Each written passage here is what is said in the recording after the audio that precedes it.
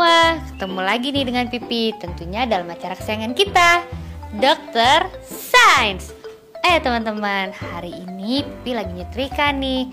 Ya, walaupun hanya nyetrika baju sendiri aja, tapi kan tetap aja itu namanya membantu orang tua. Nah, kalian juga harus seperti Pipi ya, harus rajin-rajin bantu orang tua.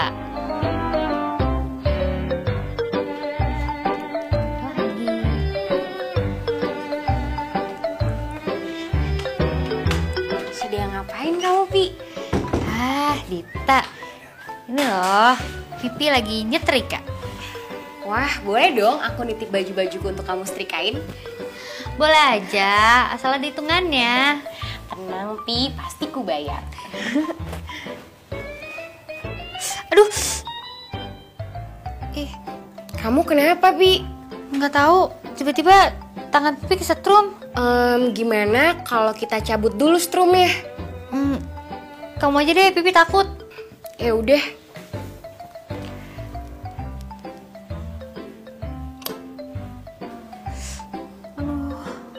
Tangan kamu tidak kenapa-napa, Pi? Tidak ada sih, cuma Pipi kaget aja. Lalu kamu mau lanjutin nyetrikanya? Enggak deh, Pipi kayaknya mau ke tempat dokter Sain aja. Pipi mau tahu kenapa tiba-tiba Pipi bisa kesetrum. Aku setuju, Pi. Kamu mau ikut? Yuk.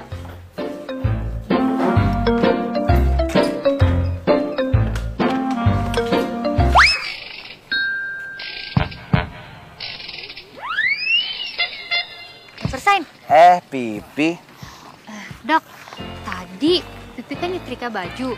Terus tiba-tiba tangan Pipi kesetrum. Kenapa ya, Dok? Mungkin kabel setrika kamu terkelupas sehingga kamu kesetrum. Oh, memang kabel setrikaan itu terbuat dari bahan apa? Kabel itu biasanya terbuat dari logam aluminium atau sering dipakai juga tembaga.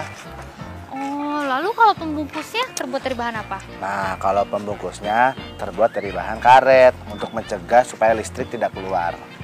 Oh, jadi karet itu tidak bisa mengalirkan setrum ya, Dok? Betul. Nah, begini, Pi. Sifat bahan itu ada dua, yaitu sebagai konduktor dan yang kedua sebagai isolator terhadap aliran listrik. Konduktor dan isolator. Apa itu, Dok? Nah, konduktor itu adalah bahan-bahan yang bisa menghantarkan listrik. Nah, kalau isolator? Sebaliknya, kalau isolator adalah bahan-bahan yang tidak bisa menghantarkan listrik. Lalu bagaimana kita bisa membedakannya, Dok? Bagaimana kalau kita membuat percobaan? Wah, mau, Dok. Kalau begitu, alat dan bahan yang kita butuhkan apa saja? Kamu harus mencatatnya. Hah? Kenapa dicatat? Karena bahannya banyak sekali, Pi. Oh, ya sudah. Sudah. Ya, kamu catat bahan-bahannya. Ya. Yang pertama, 2 buah baterai besar. Sudah? Yang kedua, kabel listrik. Yang ketiga, bohlam bertegangan kecil. Karpet. Kain. Kayu. Sosis. Tembaga. Cermin. Air. Gunting. Dan selotip. Ayo, Dok. Pipi ajak Dita ya, Dok ya? Boleh. Soalnya tadi Dita habis dari sini, cuma sama mama yang suruh pulang. Ya sudah, kita ketemu di lab ya. Iya. Nah, selanjutnya kita akan melakukan percobaan. Pipi, Dita, dan adik-adik di rumah perhatikan ya. Yang pertama, dokter akan menggunakan kayu. Ya, sekarang Pipi bantu dokter. Ya, perhatikan. Ini bisa menyala. Ya. Ya, sekarang kayu. Kayak ini, Dok. Ya. Taruh sini. Ya. Nah, ternyata benar, Pi. Kayu itu adalah bahan isolator atau bahan yang tidak bisa mengalirkan listrik. Nah, sekarang coba bahan yang lain. Bagaimana dengan sosis, Dok? Nah, sosis juga isolator, tidak bisa menghantarkan listrik. Kamu pilih. Nih, karet. Karet boleh, karet. Nah, Tuh, karet juga isolator. Iya ya. Nah, sekarang biar menyala tembaga, boleh. Tuh, Wah, itu membuktikan bahwa tembaga adalah bahan konduktor atau bahan-bahan yang bisa mengalirkan listrik. bagaimana dengan cermin? Cermin, boleh. Ngaca dulu dong. Nanti aja deh. Nah, ya sudah deh. Wah, Nyala ya dok. sudah menyala. Tuh, berarti cermin adalah bahan yang Isolator. isolator, tidak bisa menghasilkan listrik. Bagaimana dengan kain?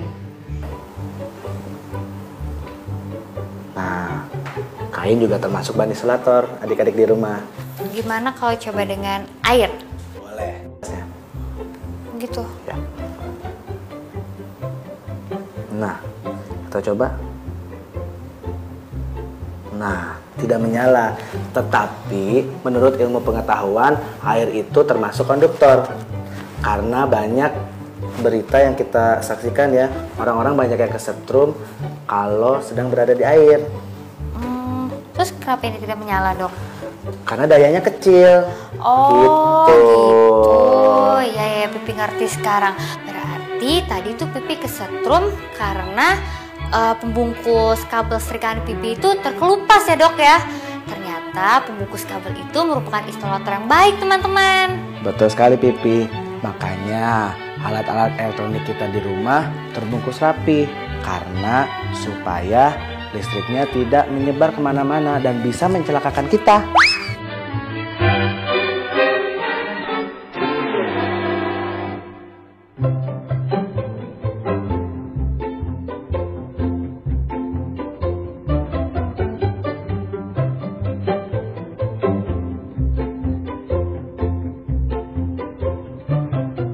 Teman-teman, kalian jangan kemana-mana ya. Nanti Pipi dan Dokter Sains akan balik lagi.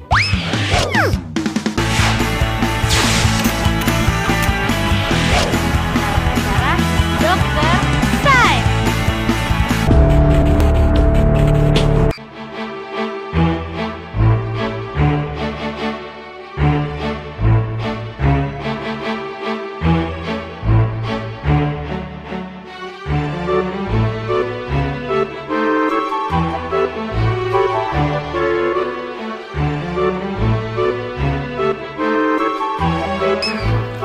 Hai teman-teman, kembali lagi nih tentunya masih bersama dengan Pipi dan Dokter Sains.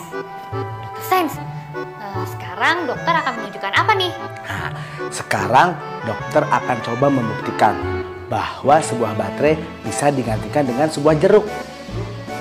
Dokter ingin menggantikan baterai dengan jeruk. Betul sekali Pipi, kita akan coba menggunakan jeruk limau. Kita akan gunakan nanti. Kalau begitu, alat dan bahannya selain jeruk limau apa lagi dok? Bahan-bahan yang lainnya. Yang pertama ada paku payung kuningan. Yang kedua ada klip. Yang ketiga ada jeruk limau besar. Yang keempat ada lampu bohlam. Yang kelima ada kabel listrik. Tuh, di depan kamu sudah ada semua bahan-bahannya.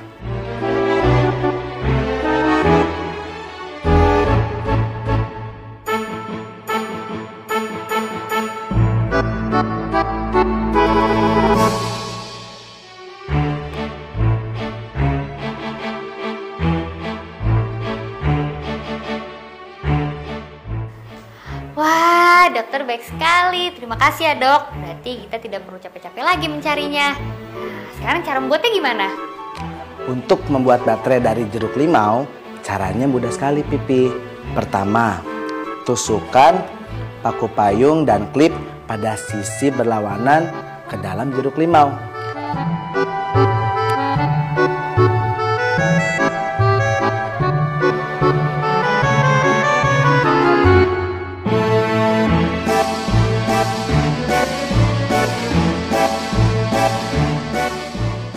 Kedua, hubungkan lampu dan dua buah kabel sehingga menjadi rangkaian listrik.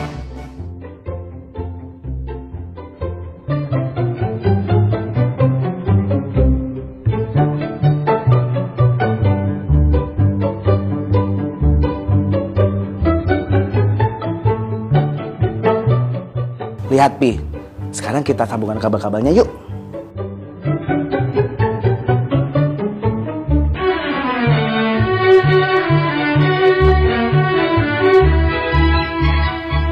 Wah, dokter, menyala tuh. Wah, kok bisa begitu ya, Dok? Nah, begini Pipi dan adik-adik di rumah. Di dalam sebuah baterai ada bahan kimia utama yang disebut dengan elektrolit, yang diletakkan di antara dan menghubungkan dua bahan yang disebut elektroda, yang biasanya terbuat dari logam. Asam pada jeruk limau berfungsi sebagai elektrolit, sedangkan paku payung dan klip berfungsi sebagai elektroda. Listrik yang dihasilkan adalah reaksi kimia dari elektronik dan elektroda. Wah, teman-teman, berarti kalau Pipi menggunakan jeruk yang banyak, Pipi bisa membuat lampu hias dong, Dok. Bisa saja, tapi harus ada listriknya, karena jeruk limau hanya sebagai pengantar saja.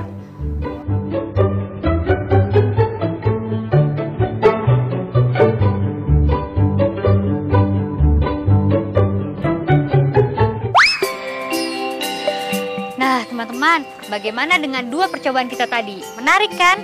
Nah, yang pertama kita sudah melakukan percobaan tentang konduktor dan isolator, yaitu benda yang dapat menghantarkan panas dan benda yang tidak dapat menghantarkan panas.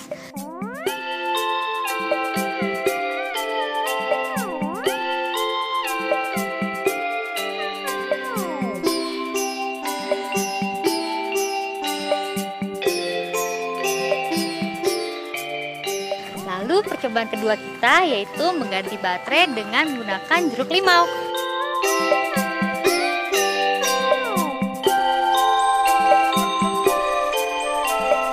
Nah, dan kalian di rumah pasti penasaran ingin segera mencobanya. Tapi ingat selalu pesan dari Dr. Sains. Jangan pernah bosan membuat percobaan. Kalau percobaan pertama gagal, coba lagi sampai berhasil. Karena kegagalan adalah awal dari keberhasilan. Iya, betul sekali. Nah, teman-teman, sampai di sini dulu ya jumpa kita kali ini. Kita akan bertemu lagi dengan percobaan yang lebih menarik lagi. Sampai jumpa.